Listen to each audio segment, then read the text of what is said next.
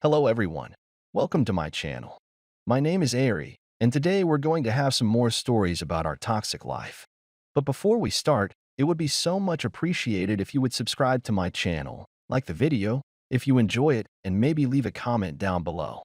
These simple clicks would mean a lot to the future of this channel and really reward the effort that I put in every day. And now without further ado, let's go. Today's first story.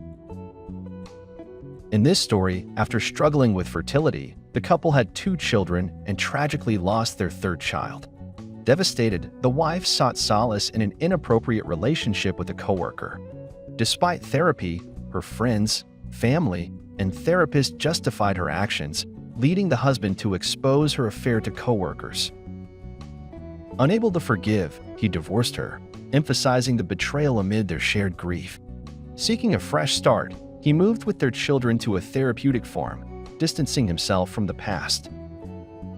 Now let's get into the story. My wife, 34, had issues getting pregnant. For a handful of years after we were blessed to have our first 2 children, our 3rd child was stillborn. It was very traumatic because we didn't expect it. After 2 successful pregnancies, we thought everything would be okay. Instead, we arrived at the hospital only to find out the devastating truth. We had to gently explain what happened to our older children, and it wasn't easy. We closed the door to the nursery and never opened it again. Just a few months later, my wife was back to work and she started escaping to the bathroom during family time. Before walking into the kitchen, I looked over my wife's shoulder as she unlocked her phone to discover her passcode.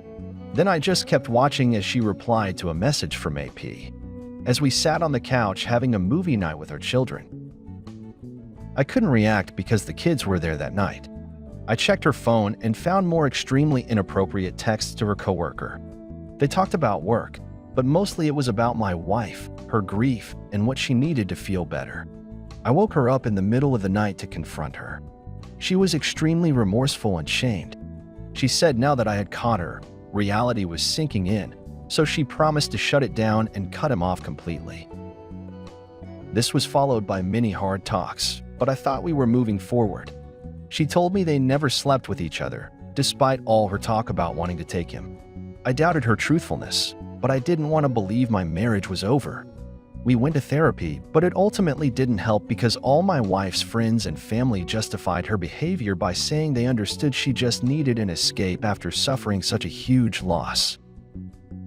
Even the therapist seemed like her behavior was justified because of her grief. Why did she deserve an escape and forgiveness when no one bothered to ask how I was handling the loss? I went through hell handling my own grief while giving her a shoulder to cry on, only to find out she was escaping behind my back. She went so far as to tell AP she wanted him in our bed while she was home alone. When I started to consider cheating on her as revenge or to make us even, I realized there was no corrective action I could take to bring back the wife I thought I had. Since she had the approval of her friends, family, and her therapist, I decided to see how her coworkers would feel about her escaping habit.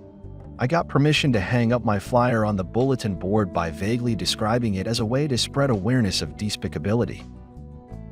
The boss was busy at the time, so she let me hang it up. All of my wife's coworkers saw the worst text she received besides a text box I wrote describing our family and what we were all doing together while she had the nerve to send these. When she went into work for her next shift, she received so much criticism and slander that she returned home crying. That's when I gave her a copy of the flyer. There wasn't much she could say. Her defense because I knew everything.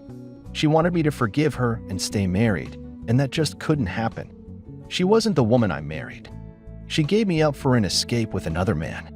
I don't see how us losing a child is any excuse for her to cheat on me. I'm sure that if I was the one doing this, I would have been shunned. It was a sweet relief to me that she quit her job. She was suffering from the reality she didn't want to face it. And now I followed through with the divorce. A woman worthy of a wife's title would never betray the husband she had children with just because they lost a child. They would support each other in the worst of times so that moving forward became possible. They would act as pillars so their children's world could remain stable. So after the divorce, I moved myself and the children onto my cousin's farm.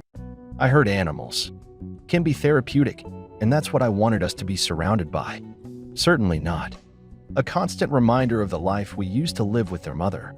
She was able to stay in the house since I let her have it in the divorce. I still think she wishes for me to see it her way, but I don't understand how she can justify it. Today's second story. In this story, Obi, working on a farm with his wife, discovers her showering with the farmer without his knowledge. Uncomfortable, he confronts her and decides to leave when she expresses interest in an intimate relationship with the farmer. 2 years later, his ex contacts him, facing financial troubles after the farmer's heart attack. He declines help, feeling betrayed. A year later, she calls from prison, charged with identity and financial theft after exploiting the farmer's situation. Despite heartbreak, he finds stability, remarrying, and moving on. Now let's get into the story. I, 33, came home from work one day extra filthy. Usually, I managed to stay pretty clean, even though I worked on a farm. My wife, 30, and I were sort of hippies, living from place to place and depending on the generosity of strangers. We loved life and would work hard at whatever opportunity we found together. You'd be surprised at how generous and kind some people will be to others. The media likes to label everyone terrible, and even though my story kind of does make my wife seem like a terrible person, that's not what I want to focus on. We both volunteered to work hard on this guy's farm in exchange for a place to stay and warm meals. The hard work was easy when it came to riding the horses. My wife and I loved that time and experience. Scooping the droppings was a little less desirable, but all worth it. Feeding the animals was great fun. Anyway, that day I fell into a mud by the pigs. I came in a little early to shower and didn't see the farmer or my wife anywhere. That was pretty normal because he would work in his office or be outside somewhere fixing something. I heard the shower running, so I assumed my wife was in it. I saw her silhouette when I walked in.